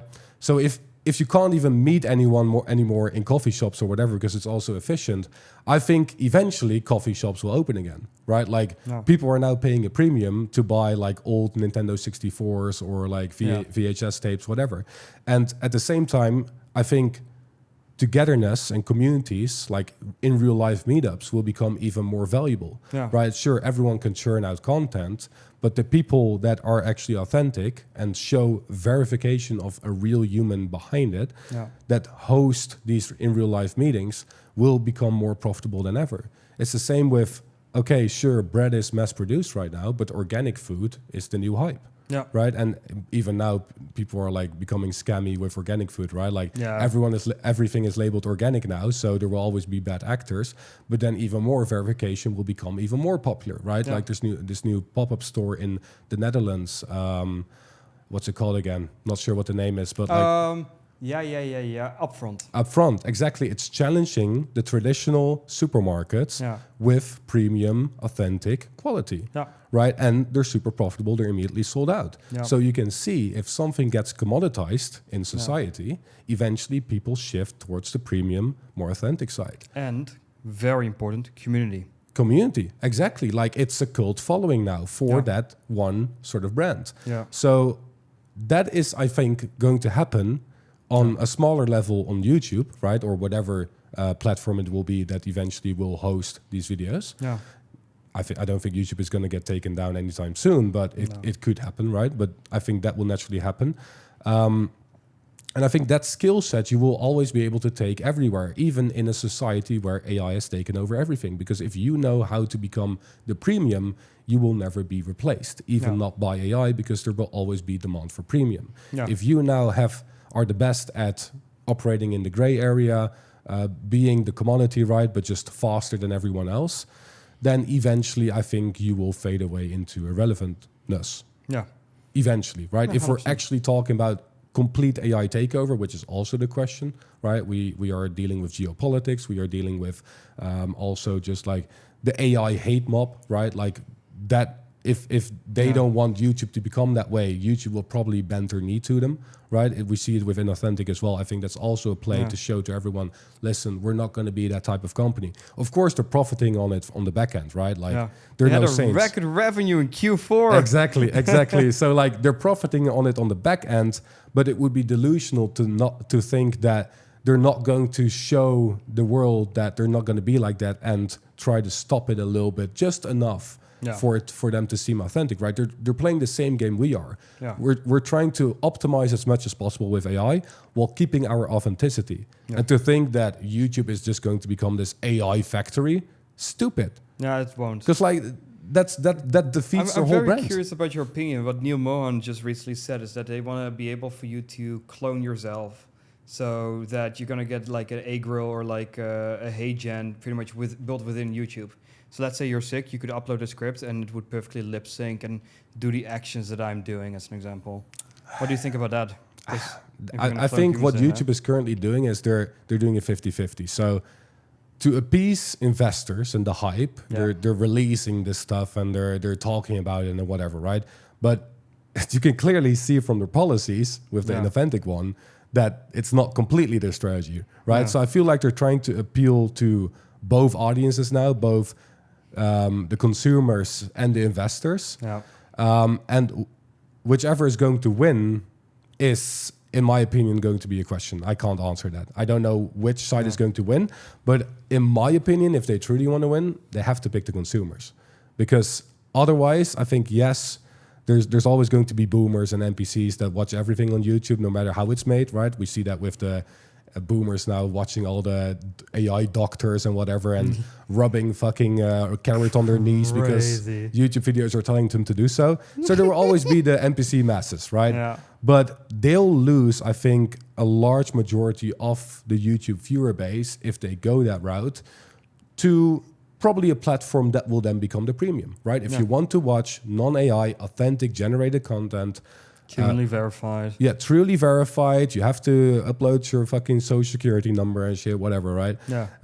Come to this platform. And I think then the great migration will happen. Yeah. So for YouTube, it will be the decision, okay, are we going to maximize profit, right? And potentially become this mega corp, Coca-Cola type of company, right? That doesn't really care about consumers just enough, right? Just enough. Just enough to please Where them. we're going to lose the premium, right? Or do they still want to keep that premium and try to combine both, right? Because I don't think they're going to completely eliminate AI. That's never going to happen. But right now they're in the middle. So I'm very curious to see which way they're more going to lean towards, because they're going to have to make a decision. And whichever decision they're going to make, it will either cost them market share of someone who will completely go AI with their platform, or someone who will go the completely premium route if they're leaning more towards AI, right? So I think YouTube is in a very difficult scenario right now where they're going to have to make a decision what they want to do with their future. Yeah. I think I completely agree with that statement as well. I think it's going to be very interesting where YouTube's going to head in the next year. Because if you could go ahead and clone yourself so far, you could start any type of channel and they have no reason to take it down. Because then the policies wouldn't abide with what the law is saying. And it's the same issue that I had with one of my students, that a lot of his channels got taken down. So his original channel got taken down falsely, and then you got the associated channel issue. And now all his other channels got taken down, and then we managed to save one channel, put it in the CMS, and that channel was still safe. And it's like now the original got it back, and now the other ones are terminated, and then the original that got back is now demonetized. Why? It's literally a branded channel. It is a high-quality 3D animated channel. And it got like demonetized. It's like, that's not correct. Because of the related channels. Because of the related channels. But that's another reason Which why. is false. And that's another reason why I think the gray area approach is more dangerous than ever, and why people should actually go the branded approach from the beginning, just the foundation wise, right? It's because indeed, sure, if you get away with the gray area for long enough, you make good money. But if they catch you once, right? If they catch you once, they will get you now with this the related channel thing, right? So it's not even worth it, because like literally all your channels will get taken down, and you can't start new ones related to anything to that IP or whatever, right? I'm not an expert on it, don't know anything about proxies, IP or whatever.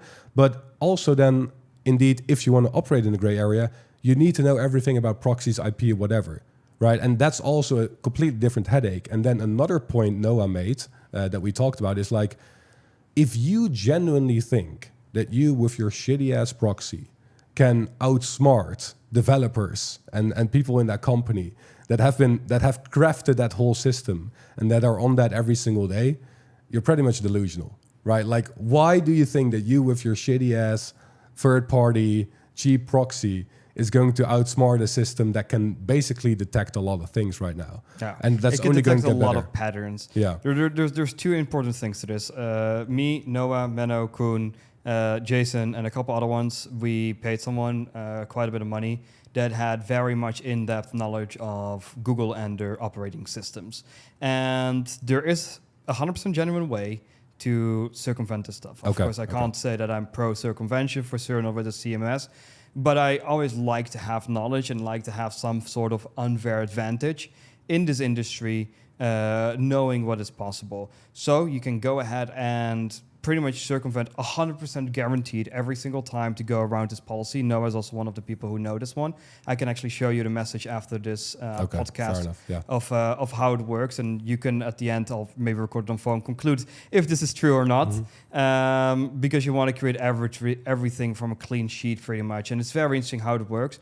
but it has a lot of what ifs behind it. And if you understand on how to consistently go around this rule, it's the same thing right now with the conspiracy that Jeffrey Epstein is still alive. Mm-hmm. That's pretty much the perfect example of how it works with YouTube and how to not be detected or be detected. Makes sense. Okay. Did you hear with Jeffrey Epstein? I heard the about Fortnite it. account? I heard about it. Yeah, I heard about it. That is still active and crazy. running. And then there's a guy in Israel being guarded with a beard. And if you remove the beard with Photoshop, it's Jeffrey Epstein. Yeah. Hilarious, by the way. But very curious if it's true or not. But then you see that it's like just one link can screw everything up. So everything needs to be secured. If you want to run that. And then indeed the question is, do you even want to run that? That's why I say to people, don't start politics channels. Mm-hmm. Just don't. Because the amount of issues you're going to get compared to the amount of money you're going to be making is not worth it anymore. And it's the same thing with these Facebook ads accounts, as an example. Talk about circumventing. Everyone has issues with Facebook ads accounts. Even I had it. I had my ads accounts restricted as well. But if you know how to circumvent it, you can go ahead and create a new one and you start again. And you're good to go. You know, I have in the Netherlands now 7-8 different companies. So if one gets taken down, I have to use another one for Facebook accounts. I just do a management fee of 5% and send the money over. That account pays the money and done. You know, there's always ways to go around it. But yeah, Noah's very much right in that you want to go ahead and build more safe channels. And not do any of the risky stuff anymore. The gray area stuff was worth it when I did it. It wasn't worth it right now. I wouldn't recommend people to do it right now. Why? Because you're going to run into these issues and you overcomplicate the future of your business. And you don't want to do that. So yeah, starting branded immediately is of course the best choice always. But otherwise, just high quality. The 2D animation channels are not going to get taken down. Blackfiles is not going to take down. No, never. I don't think Blackfiles will ever get taken down. You see your opinion. Anything can happen on this platform. Yeah, man, so fucking hell. That's true. Yeah. But I would say, like, if they start terminating like Blackfiles and Loom and like these 3D AI animated channels, that's also the day I will say, hey, listen, what, I'm out of this industry. Then it's just full branded, in my opinion. Then like full branded. Then I think like I'll probably be swimming in money if that happens. So yeah, because then I'm rooting for it, but at the same time I'm not, of course. But yeah, I do think you make a good point. Yeah, I was just like, of course, quoting Noah here. I don't know anything about proxies. I'm not an expert. I'm just yapping in that sense. Actually, the thing that I told him actually saved VidRush very much. So it's very interesting. The varied thing, the varied like scenes and stuff, right? Like no, more the coding that happens in the back end. Oh, okay. Something very interesting. I'll also tell off podcasts how this works, because there was a way that every single video of that platform was connected to each other, and I helped him remove that part of it so that the channels could operate separately, all from each other, because indirectly there was a way to identify if a video was VidRush made or not VidRush made. So it would be really easy for YouTube just to do and done. Crazy. So I'll tell you that off podcast. Sounds good. It will be an interesting one. But no, I think you either start branded right away. I don't think YouTube's going to do anything. Same with like the Wealth Explainer. They're not going to go ahead and terminate those channels and do that. Because if I see that happening, I could go the fully branded route. But then with all respect, I've made enough money. Then I head into retirement. I'm more than good to go. Yeah. But no, at that point, I would say, you know what? I've worked my time. I'm done. Makes sense. I'll probably still keep going for 5-6 years from now. But if that would ever happen, I'm like, it's fine. Yeah. I'll sit in my house, I'll chill with my coffee, go train, walk my dog, and I'll be good to go. Yeah. I mean, basically, like, I think if that happens, YouTube would literally almost go back to its natural form where it was just like people for you, videos, right? And for you as well, like, you've been able to play this game so perfectly in a different way than YouTube is meant to be played for so long, right? I think if that ever happens, I think I would do the same, honestly. Yeah. Like, you've been a veteran at that point. Like, you've outplayed YouTube for decades at that point, right? And that's the thing, right? Like, I think you, Noah, other automation experts, right? Yeah, Joey, they're very good at outplaying YouTube. And as long as YouTube allows it and is pretty much a little bit lazy about it, right? There will always be opportunities, but indeed, it's also I believe this truly. It's also the point if YouTube cares enough or not. Yeah, exactly. Because they could have terminated and made my life a lot harder if they wanted to, but they haven't. But they also make profit from your channels. They make so much money on someone like me that they also can't say, if they would actually say you can no longer ever touch YouTube, you know, they're going to miss 7 figures plus a year every single year. That's not just your normal person that hit a 10K month. But to be fair, like, didn't they just hit like $60 billion in a year or something? Revenue-wise, yeah. Yeah, so 60 like... billion. What is a million? Still almost nothing. But I don't know my exact revenue. In 2023, as an example, it was way more. But if you look at it in percentage style, if you look at the people that make 6 figures, it's already 1%. Exactly. Yeah, I think So indeed, like, figures. if you look at individual cases, like, if they had a target on you, they wouldn't give a fuck. Because, like, what's $1 million to them, right, per year? Yeah, but if they were to terminate the entire automation space, including the Vietnam boys and whatever, right? Yeah. All the music stuff that's made. Who knows how much revenue is coming from that in total, combining everything, right? Like, I know people doing millions from Vietnam. So David, one of my good friends, he's doing around 8 to 10 million a month, operating 3,300 channels. So if you look at like how that's going, that's 100 million a year business. damn. Those are not small amounts of money anymore. You look at the Soul Publishing, Little Dot Studios and stuff. If they start terminating that kind of stuff, YouTube, as we know, would end. Yeah, but that's those are media companies, right? Yeah. I think those are safe. But let's say just the gray area YouTube. I think 30% of all YouTube would disappear. Yeah, so it would be like, if you think like, let's say 18 billion, 15 billion is in revenue from just those channels alone. Yeah, I think so. Because those are I'd be only the interested. people that make actually a lot of money. If you look at everything that you search for on Google for, of course, you have a branded algorithm. If you look for everything that gets uploaded, that's just a little bit shady. I'm just talking about music compilations you listen to, True. about other stuff. The amount of music parts that is not authorized uploads is enormous. That's true. Way bigger than you think. That's true, yeah. Just type in top music. I can literally get my phone. I can type in anything. Just say something and I could type it in. I could find you the first thing that doesn't look authentic. As an example, I'm watching here from the Asian guy, the silver video as an example. I have that open right here. This is AI generated, so that could be gray area and it's made with a template, so that's gone. So that means that half of the silver channels are gone that are now talking about this new stuff. And this got 30,000 views in 15 hours. So that's just literally from opening my phone. Then there's more channels underneath it. This is a legit channel with a face. That's also, by the way, one of the silver channels I meant. Felix and Friends, it's called. Here you have a war channel. What changes? Trump strikes back. Silver stuff. News. Gone. The Wealth Explainer is actually underneath it. Kind of funny. We talked about it. It's open right here. But that AI voice would be gone. Like if you're going to take it to that extent, I think that I don't think will disappear. I don't think they're going to take it to that extent. No, but exactly. I'm very curious to see where they're going to take it, because even I didn't expect this inauthentic content policy to come in, right? Because I genuinely, based on their marketing, at least towards investors and stuff, it seems very much like AI was going to completely take over YouTube, and then boom, inauthentic content hit, right? And that doesn't directly target AI. But I think it was a good change. It is a very good change. I'm very happy with it, right? But I was surprised by it too, because I didn't expect YouTube to take that decision, and that gave me hope. Like, okay, they do still care about the viewers they have, and not I don't just think this had to do with viewers. Nothing at all. This had everything to do with advertisers. Because if you look at the RPMs in every single AI storytelling niche, and it's just all being replicated one of another without having any value to the platform.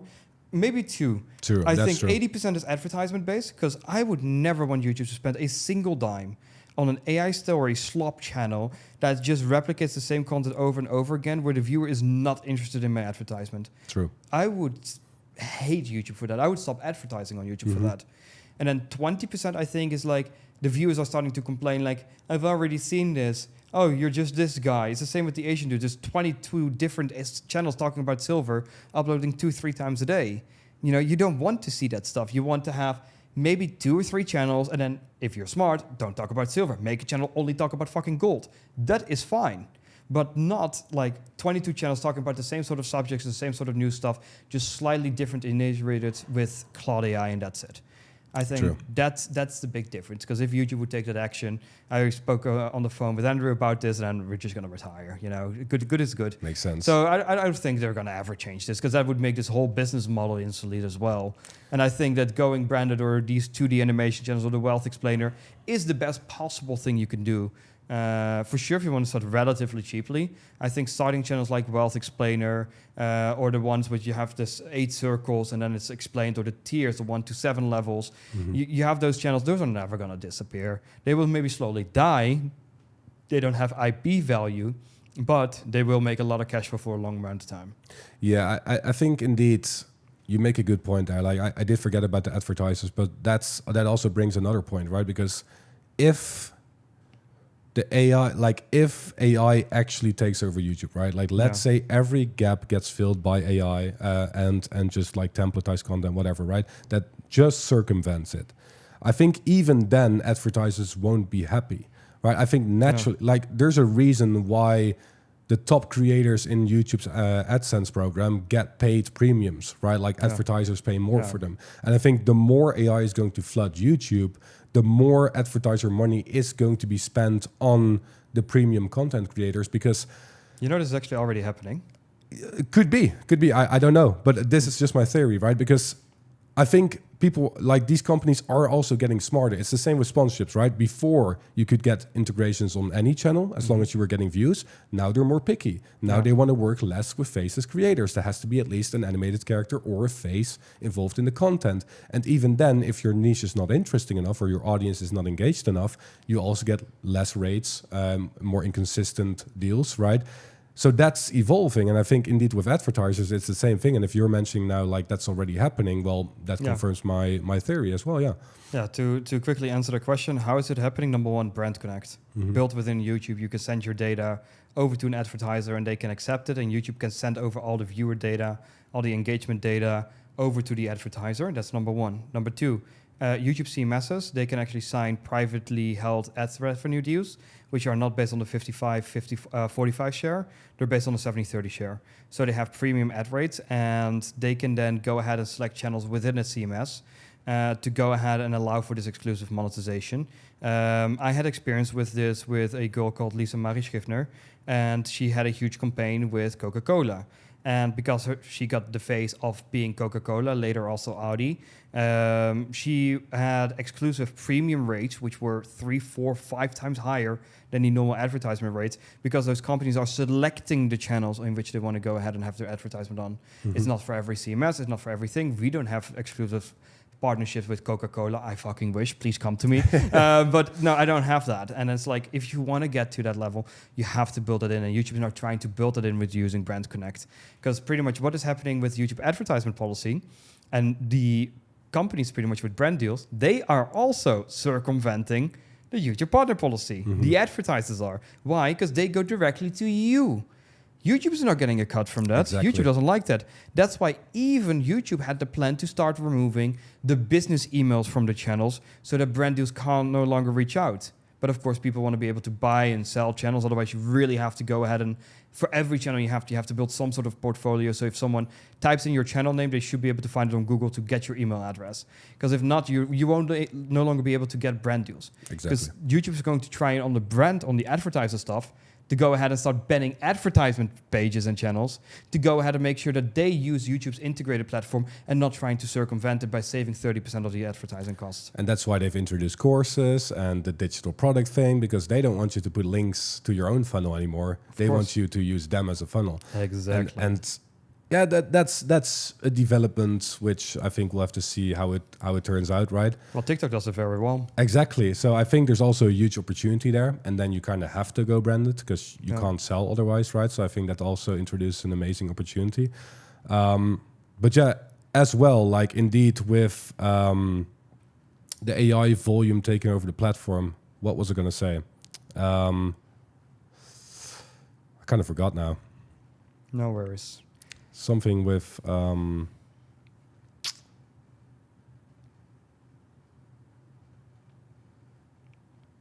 completely forgot. Just continue. I might come back to it later. We have like 5 minutes. I think we covered everything. We'll wrap it up in that case. Yeah, perfect. I'll call out the ends. No worries.